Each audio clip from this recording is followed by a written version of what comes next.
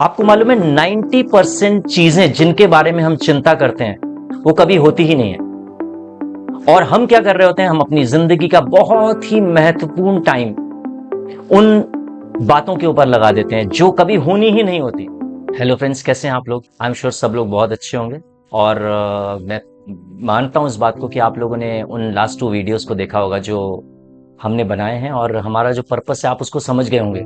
आप जान गए होंगे कि हमारा क्या पर्पस है। इस चैनल का जो नाम है हम उसको कोशिश करेंगे हम उसको सार्थक कर पाए, रिवर्स ऑफ लाइफ, कि उसका मीनिंग क्या है, हम उस पर स्टिक रहें, हम उस पर ठहरे रहें और उससे उसके द्वारा जो है हम काम करें, हम सब मिलकर काम करें कि हम सबके जीवन को इम्पैक्ट करें और हम सबका जीवन निरंतर तौर पर बदलता चला जाए, हम ट्रांसफॉर्म होते चले जाएं from darkness to light. So friends, मैं आप लोगों से आप एक नए वीडियो के साथ आपके सामने फिर से उपस्थित हूं और मैं आपको एक खूबसूरत बात बताने जा रहा हूं जो बहुत हेल्प करेगी हमारी इस चीज को समझने में, हमारे इश्यू को, जो वाई सुसाइड है, इसको समझने में हमारी बहुत मदद करेगी। आपको मालूम है 90% चीजें जिनके बारे में हम चिंता करते हैं वो कभी होती ही नहीं है। और हम क्या कर रहे होते हैं, हम अपनी जिंदगी का बहुत ही महत्वपूर्ण टाइम उन बातों के ऊपर लगा देते हैं जो कभी होनी ही नहीं होती। इस बात को आप जब गौर करेंगे तो आप समझ पाएंगे कि हमें किस चीज के बारे में चिंता करनी है और किस चीज की चिंता नहीं करनी है। सो ये बहुत महत्वपूर्ण चीज है। आपका जो आने वाला फ्यूचर है वो आपके पास से बहुत ही ज्यादा बेहतर है। आपका जो आने वाला है वो आपका जो बीत गया उससे कहीं ज्यादा अमेजिंग है। और अब आप अपने जीवन में वो देखने वाले हैं जो आपकी लाइफ को ट्रांसफॉर्म करके रख देगा। इस सोच के साथ, इस बात के साथ हम इस प्लेटफॉर्म को लेकर आए, इस समझ के साथ, इस आइडेंटिटी के साथ, इस पहचान के साथ कि अब जो कुछ भी होगा, लाइफ जो ट्रांजिएंट इन नेचर है, पल पल क्षण क्षण बदलने वाली है लाइफ, लेकिन अब जो कुछ होने वाला है वो उससे बेहतर है जो बीत गया। अब मेरा जो फ्यूचर है, जो हमारा फ्यूचर है, वो कहीं ज्यादा अमेजिंग, बेहतर और उत्तम होगा उससे जो पीछे निकल चुका है। ठीक है ना? सो हम इस बात को हमेशा ध्यान में रखेंगे और हमेशा इस बात को मनन करते रहेंगे, मेडिटेट करते रहेंगे। हम फ्रेगमेंट्स में जानते हैं, हम बहुत ही छोटे हिस्से को जानते हैं, हम टोटल नहीं जानते, हम पूरा नहीं जानते, और हम उस फ्रेगमेंट की वजह से, उस छोटे से हिस्से की वजह से, उस छोटी जानकारी की वजह से अपनी लाइफ को शेप करने की कोशिश करते हैं। हमारा चैनल आपकी मदद करेगा कि हम अपनी लाइफ को उस छोटी सी जानकारी की वजह से शेप ना करें, पर हम इस बात से अपनी लाइफ को शेप करें कि हम क्या हैं, हमारी पहचान क्या है और हमारी आइडेंटिटी क्या है। मैं जो आपसे कहने जा रहा हूं आज, आप मैं एक उदाहरण के थ्रू, एक इलस्ट्रेशन के थ्रू मैं आपको कुछ एक्सप्लेन करने की कोशिश कर रहा हूं। मेरे साथ ये घटना हुई, बहुत साल पहले की बात है। मेरा मोबाइल जो है वो खराब हो गया। उसमें कोई और दिक्कत नहीं थी, बाहर से देखने में बहुत नॉर्मल लग रहा था, बाहर से कोई देख के बता ही नहीं सकता कि मोबाइल खराब हो गया। बट मुझे कुछ दोस्तों ने मुझे बताया कि वो मेरे मैसेजेस उन्होंने मेरे को कुछ मैसेजेस भेजे हैं और मैं उनको रिसीव नहीं कर रहे हैं। उन्होंने मुझसे आके पूछा कि आपने पढ़े नहीं, कि आपको पता नहीं चला, हमने आपसे कल बात करने की कोशिश करी थी। मुझे समझ नहीं आया कि क्या दिक्कत है। सो मैंने क्या किया, मैंने भी उससे अपने मोबाइल का इस्तेमाल करके जब अगले दिन मैंने कॉल्स करने की कोशिश करी, मैंने मैसेजेस करने की कोशिश करी, ना तो मैं मैसेजेस कर पा रहा था, ना तो मैं कॉल्स कर पा रहा था, ना मैं कॉल्स और मैसेजेस को रिसीव कर पा रहा था। इसका मतलब मैं एक डिस्कनेक्शन में चला गया। जो मोबाइल बाहर से बिल्कुल नॉर्मल था, अंदर से वो इतना ज्यादा खराब हो गया था। ये बिल्कुल वैसे ही है जैसा कि जब हम डिप्रेशन और एंजाइटी के शिकार हो जाते हैं। हमारे साथ एग्जैक्टली यही होता है। बाहर से पूरी दुनिया को हम बिल्कुल नॉर्मल नजर आ रहे होते हैं। मैंने आप लोगों से पीछे 1-2 एपिसोड्स पहले मैंने आपसे डिस्कस भी किया था मेरे एक दोस्त की स्टोरी। मैं बहुत अच्छे से जानता था, मैं बहुत मिलता था उनसे, वो एकदम नॉर्मल नजर आते थे, पता ही नहीं चला। और एक दिन मुझे खबर मिली कि उन्होंने इस दुनिया को छोड़ दिया। ये उस मैंने मोबाइल का कंपैरिजन क्यों किया? क्योंकि मैं उस जगह पे पहुंच गया कि मैं डिस्कनेक्ट हो गया। अब मैं ना तो किसी और से राय लेने की स्थिति में हुआ, जो मेरे से वो बात भी करना चाहे तो वो मेरे से बात नहीं कर पा रहे थे, और अगर मैं उनसे बात करना चाह रहा था तो मैं उनसे बात नहीं कर पा रहा था।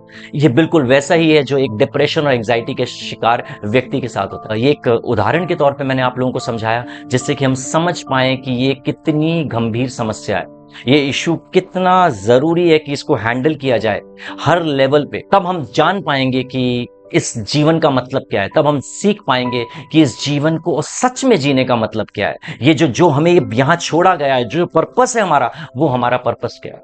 तो फ्रेंड्स, मैं 3 बातों के साथ, 3 कारणों के साथ आपको कुछ एक्सप्लेन करना चाहूंगा, क्यों हम डिप्रेशन के शिकार होते हैं, क्यों हम एंग्शियस हो जाते हैं, क्यों हमें एंग्जाइटी हो जाती है। सबसे पहला पॉइंट है, हम ऐसे कल्चर में रह रहे हैं जहां कंपैरिजन होता है। हम शिकार हैं कंपैरिजन कल्चर के। हम दुखी इस बात से हो जाते हैं कि दूसरा कितना खुश है। हमारे दुख का कारण हमारा दुख नहीं है, हमारे दुख का कारण यह है कि हम जब कंपेयर करते हैं किसी और के सुखों से अपने दुखों को, तो हम और ज्यादा दुखी हो जाते हैं। इसे कहते हैं कंपैरिजन कल्चर, और इसमें हमारी बहुत मदद कर रहा है सोशल मीडिया। बहुत अच्छा है, मैं प्यार करता हूं सोशल मीडिया से, और आई एम श्योर करना भी चाहिए। वो एक टूल की तरह इस्तेमाल करना चाहिए, क्यों नहीं करना चाहिए, हम सब करें, बट ऐसा ना हो जाए कि वो हमें इस्तेमाल करने लग जाए। हमें ये समझने की जरूरत है कि हम कंपैरिजन कल्चर का शिकार ना हो जाएं, और इस हद तक शिकार ना हो जाएं कि कंपैरिजन की वजह से हम अपनी संतुष्टि को खो दें, हमारे जीवन से संतुष्टि खत्म हो जाए। जब हम कंपेयर करते हैं किसी की लाइफ से अपनी लाइफ को, वो लाइफ जो आपको सोशल मीडिया पे और मुझे और आपको नजर आ रही है, वो एक्चुअल में वैसी नहीं है। उसको एडिट करके खूबसूरत बनाकर आपको दिखाया जा रहा है। जब उस पर पोस्ट किया जा रहा है, उसको आपको वैसे दिखाया जा रहा है जैसे कि दिखाने वाला आपको दिखाना चाहता है। जरूरी नहीं है कि सब कुछ वैसा हो। आप अभी आप उस स्टोरी के कुछ फ्रेगमेंट को जानते हैं, जो स्टोरी आपको दिखाई जा रही है, जो खुशियां आपको दिखाई जा रही हैं, जो खुशियां आपको परोसी जा रही हैं सोशल मीडिया पे, आप उसके सिर्फ एक फ्रेगमेंट को जानते हैं, एक हिस्से को जानते हैं, एक बहुत छोटे से हिस्से को जानते हैं, जिसकी वजह से आपको लग रहा है कि वो बहुत सक्सेसफुल है और मैं कहां हूं, मैं कहां पहुंच गया, मैं कहां रह गया, मैं कितना पीछे रह गया। और ये कंपैरिजन, ये जो कंपैरिजन है, जब हम इस कंपैरिजन कल्चर की वजह से कंपेयर करते हैं, तो हम उस जगह पर चले जाते हैं, हमारे जीवन से संतुष्टि गायब हो जाती है। हम बहुत डिटेल में आने वाले एपिसोड्स में इस पॉइंट को भी डिस्कस करेंगे और डिटेल में जाएंगे, बहुत खूबसूरती के साथ स्पिरिचुअल वे में जाएंगे, अगर मैं आपको सही मायने में बताऊं। पहला कारण मैंने आपको बताया कंपैरिजन कल्चर। दूसरा कारण मैं आपको बताने जा रहा हूं फादरलेस जनरेशन। ये बड़ी अजीब लगेगी बात। हाँ, हम सबके पिता हैं, हम सबके पास फादर हैं, लेकिन फादरलेस जनरेशन का मतलब क्या है? हमारे और हमारे पिता के बीच में इतना जनरेशनल गैप हो गया है कि हमारे पिता तो हैं, हमारे फादर तो हैं, लेकिन हम उनकी सुनना नहीं चाहते और वो हमें बताना नहीं चाहते। हम उस प्लेटफॉर्म पे आपको लाना चाहते हैं, दोनों जनरेशंस को, सारी जनरेशंस को, कि हम सब मिलकर इस समस्या का समाधान करें। हम उस फादरलेस जनरेशन, हम सबको एक पिता की, एक फादर की, एक फादरली फिगर की, एक मेंटोर की जरूरत है, जो हमें गाइड कर सके, क्योंकि उनके पास हमसे ज्यादा अनुभव है इस जिंदगी को जीने का, इस लाइफ की डिफिकल्टीज का, इस लाइफ की हर एक चीज का ज्यादा अनुभव उनके पास है, हमारे पास कम है। जब हम अपने पिता में या अपने आसपास किसी में भी एक ऐसे फादरली फिगर को पा लेते हैं, एक ऐसे मेंटोर को पा लेते हैं जिससे हम अपना हार्ट शेयर कर सकते हैं, तो हम उसको बता सकते हैं, हम ओपन हो सकते हैं, हम ट्रांसपेरेंट हो सकते हैं उसके सामने। सो दूसरा कारण डिप्रेशन में जाने का या एंग्शियस होने का या एंग्जाइटी का, वो है फादरलेस जनरेशन। पहला कारण कंपैरिजन कल्चर। आप सोचिएगा, विचार करिएगा, मनन करिएगा। मैं आप लोगों के सुझाव भी लेना चाहूंगा। आप हमें सुझाव भी दे सकते हैं, आप हमसे डिस्कस भी कर सकते हैं और आप हमसे सलाह भी ले सकते हैं। इस प्लेटफॉर्म का पर्पस ये है। तो फ्रेंड्स, 2 पॉइंट्स मैंने आपके साथ डिस्कस किए, कंपैरिजन कल्चर और फादरलेस जनरेशन। अब मैं तीसरा पॉइंट आपसे डिस्कस करने जा रहा हूं, सेल्फी जनरेशन, आत्ममुग्ध जनरेशन। बहुत ही खूबसूरत हिंदी शब्द मैंने बड़ा ढूंढा, आत्ममुग्ध। हम अपने आप में मुग्ध हो गए हैं, अपने आप से ही खुश हैं, हम सेल्फिश हो गए हैं, और उसकी वजह से हमने क्या करना शुरू कर दिया है, हमने अपने अंदर एक प्राइडफुल स्टेट में चले गए हैं। अब हमने लोगों की सुनना बंद कर दिया है। जब हम स्टेज में चले जाते हैं तो हमारे थॉट्स भी एग्जैक्टली वैसे ही हम लेना पसंद करते हैं, जो हमें पसंद आते हैं, जो हमें लगता है कि हमारे को सूट करते हैं, उस हिसाब से थॉट्स को हम लेते हैं, हम किसी की सुनना बंद कर देते हैं। तो फ्रेंड्स, ये तीनों बातें बहुत डिटेल में हम जाने वाले हैं, स्पिरिचुअल वे में जाने वाले हैं, बट अभी मैं आपको यही बताना चाहता हूं, ये तीनों बातें बहुत हेल्प करेंगी। जब हम इनको अंडरस्टैंड करेंगे तो ये बहुत मदद करेंगी हमारी ये समझने कि जो डिप्रेशन का कॉज है, जो एंजाइटी का कॉज है, वो क्या है। मैं फिर से एक बार डिस्कस करना चाहूंगा, कंपैरिजन कल्चर, फादरलेस जनरेशन और सेल्फी जनरेशन, आत्ममुग्ध जनरेशन। ऐसी जनरेशन, मैं बिल्कुल भी किसी जनरेशन पे दोष नहीं लगा रहा हूं,